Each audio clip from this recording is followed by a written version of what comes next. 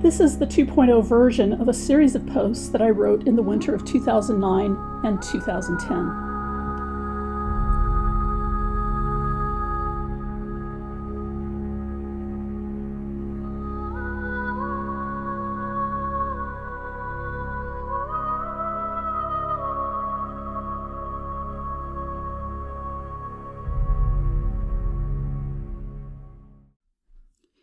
In Part 1, we looked at Dumbledore's dealings with Severus Snape when Snape wished to exchange the life of the mother for the lives of the father and the son.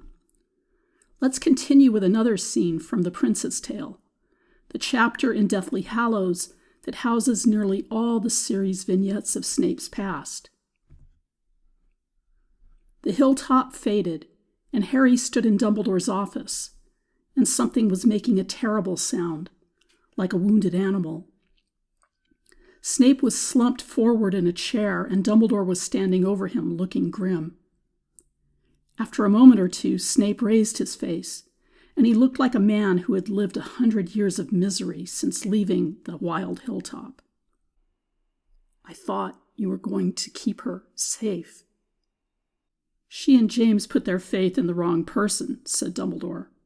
"Rather like you, Severus. Weren't you hoping that Lord Voldemort would spare her?" This scene probably takes place about a day after the opening of the first book. Dumbledore has already delivered Harry to the Dursleys, and has presumably joined in the celebrations following Voldemort's fall. But for Severus Snape, there can be no celebration. This is a delicate moment in Snape's story. The consequences he tried to escape by turning to Dumbledore in the first place have now hit him full in the face. He's already at Hogwarts, already a spy, already starting to turn his life around, but now disaster strikes. Lily is dead. He sounds like a wounded animal, and Dumbledore looks grim. If Dumbledore mishandles the scene now unfolding in his office, Snape can be lost forever. But Dumbledore knows his man. When Snape tries to blame Dumbledore for not protecting Lily sufficiently, Dumbledore, correctly, throws it right back at him, making Lily's death a question of choices, not his personal omnipotence or lack thereof. As always in Harry Potter, our choices define us. James and Lily made a bad choice. Severus made a bad choice. At the point where those two sets of bad choices intersect, Lily Evans died. The scene continues. Snape's breathing was shallow.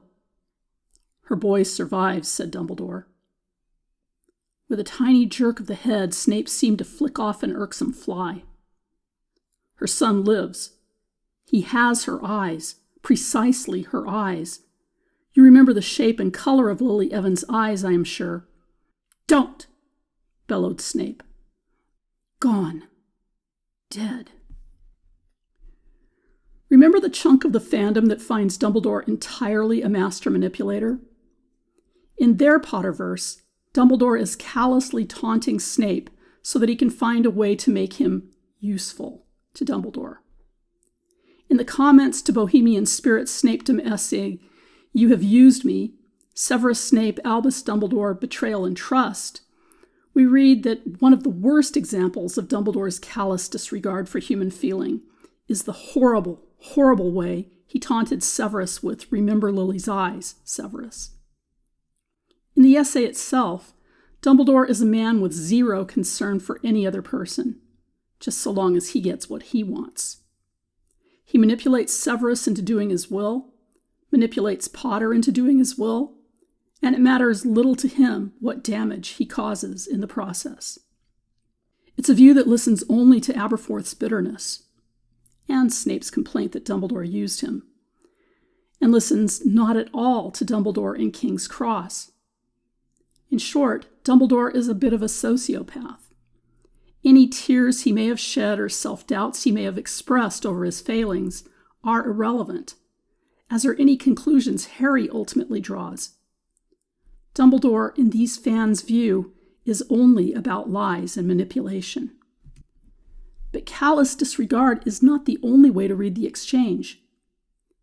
As Katie Sullivan writes on her A Very Horrible Idea Theories page, both Dumbledore and Snape had felt the temptation of the dark arts. Snape followed that path much further than Dumbledore did before realizing the terrible price such magic exacts. But they both were, in a sense, recovering addicts. I think that, as much as Snape's deep love for Lily, was the reason for Dumbledore's unwavering trust in him. Listen to the language Snape uses to answer Bellatrix in the Spinner's End chapter of Half-Blood Prince. Bellatrix: while I endured the Dementors, you remained at Hogwarts, comfortably playing Dumbledore's pet. Snape: not quite. He wouldn't give me the Defense Against the Dark Arts job, you know. Seemed to think it might, bring about a relapse. Tempt me into my old ways. Snape uses precisely the language of addiction and recovery. If we tease out the analogy for the scene in Dumbledore's office, Snape is newly recovering from his fall into the dark arts, while Dumbledore has had a much, much longer period of recovery.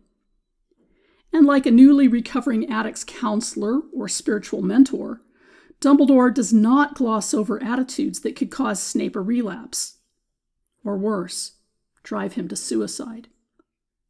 Instead, he has the unmitigated gall to call Snape on them. He again uses tough love. When Dumbledore tells Snape the single piece of good news in this tragedy, that the boy lives, Snape treats the news as if it's an irksome fly. He appears to regard the boy as an usurper, alive while Lily is dead.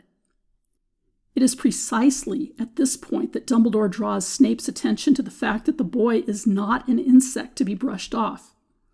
He is a child, Lily's child. He has precisely her eyes. Dumbledore is not callously taunting Snape.